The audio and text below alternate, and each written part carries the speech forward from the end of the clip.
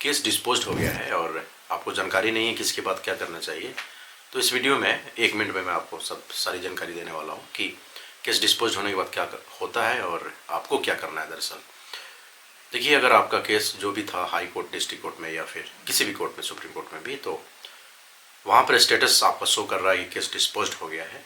और आप इसको डिस्पोज्ड को अगर आपको जानकारी नहीं भी है तो आप अपने मोबाइल के माध्यम से भी चेक कर सकते हैं कि डिस्पोज्ड आपका केस हुआ है या नहीं।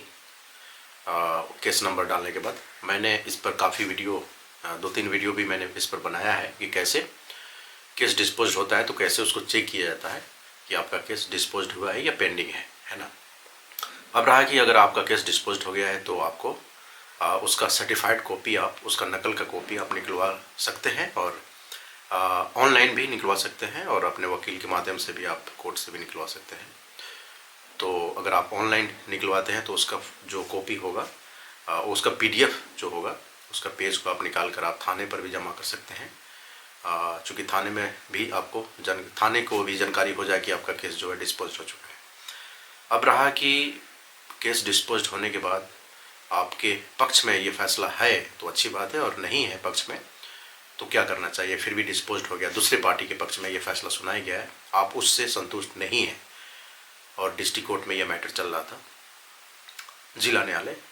उसके बाद जो है, अगर आप जिला न्यायालय से आप संतुष्ट नहीं हैं तो आपको हाई कोर्ट जाना पड़ेगा। हाई कोर्ट में आप फिर से अर्जी लगा सकते हैं कि ये जो फैसला सुनाया गया डिस्ट्रिक्ट कोर्ट का, उससे मैं सहमत नहीं हूँ या नहीं हूँ, समझ रहे हैं ना आप। तो वहाँ पर आप फिर से आप उस केस को चला सकते हैं।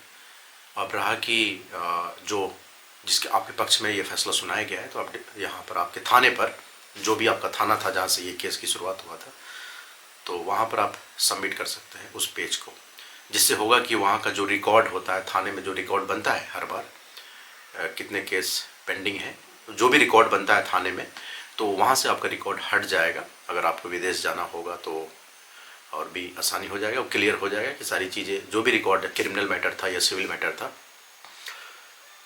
तो थाने पर आप जमा कर सकते हैं। अगर आप थाने पर नहीं भी जमा करेंगे तो भी कोर्ट से थाने पर आ ही जाएगा।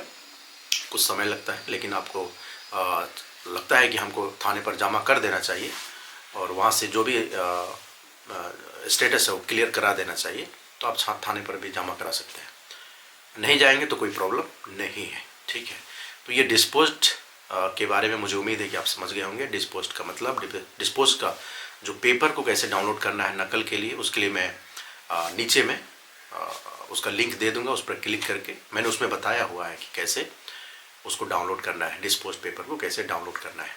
कभी भी केस का स्टेटस चेक करना है, किसी भी कोर्ट में मैटर चल रहा था तो उसका भी मैं वीडियो बनाया था, उसका भी लिंक मैं नीचे में डाल दूंगा। उस पर आप क्लिक करके आप समझ सकते हैं और देख सकते हैं कि कैसे चेक किया जाता है, ठीक है ना। अपने मोबाइल से भी कर सकते हैं। मोबाइल नहीं है तो आप कंप्यूटर के किसी भी जहाँ पर कंप्यूटर साइबर कैफ़े होगा वहाँ से जाकर भी ये काम कर सकते हैं, ठीक है। जय हिंद।